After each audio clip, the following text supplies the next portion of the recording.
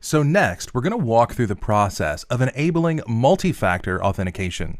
Since this is one of the best practices for working within IAM, I want to be sure you have the tools to know how to do this. So first of all, we will be enabling multi-factor authentication for the root user. And then we'll talk about enabling multi-factor authentication for an IAM user, because these two processes are different and you do them from different places. So let's dive in. So now I'm here in the management console. Now I have logged in as a root user. And it's important to note here that you can only manage the multi-factor authentication for the root user as the root user. So I'm going to first go under my name here on the top. I'll open up the dropdown and I'll go to the option for My Security Credentials. And this is where you manage all of the information around security credentials for the root user. This is where you would go to change your password as the root user, or to update other things like your root access keys. Now I'm going to open the tab here for multi-factor authentication. And I have an option here to activate multi-factor authentication. Now I purposefully went through on this and the IAM account that I'm using for this demo and removed multi-factor authentication before this demo. You should always have multi-factor authentication enabled. It's just a best practice that you should follow. So I'll hit the option here to activate multi-factor authentication.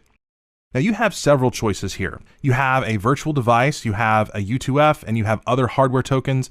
For most of you, you should use the virtual MFA device option. This is what will let you use an application like Google Authenticator, or you can use a password manager that has it built in like 1Password.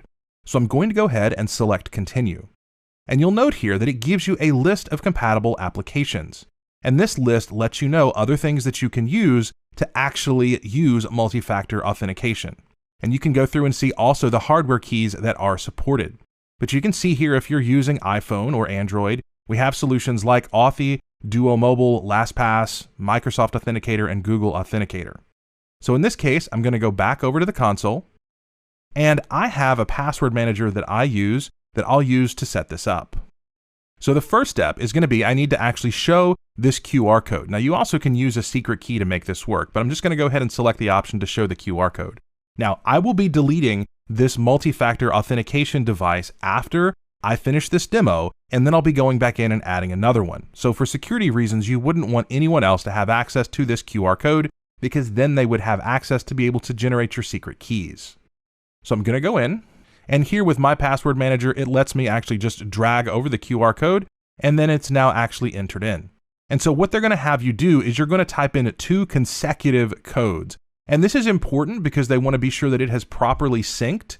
And so it's going to validate these 2 codes before this adds it to your device, because once you add multi-factor authentication to your device, you will have to log in with that. And if you need to disable that, or if you lose access to the device that has it on it, you will need to contact AWS support to try and get access back to your account.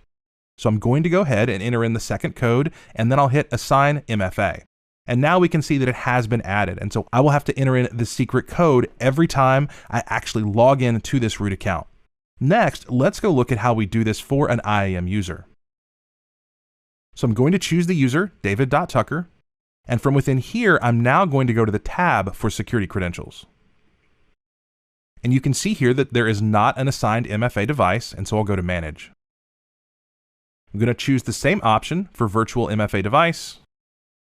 And just as before, we would go through the process as we just did to show the QR code, add that to our password manager, and then enter in 2 successive keys. And then once we did that, we would have it in place for our IAM user, so they would have to enter in that token every time they logged in.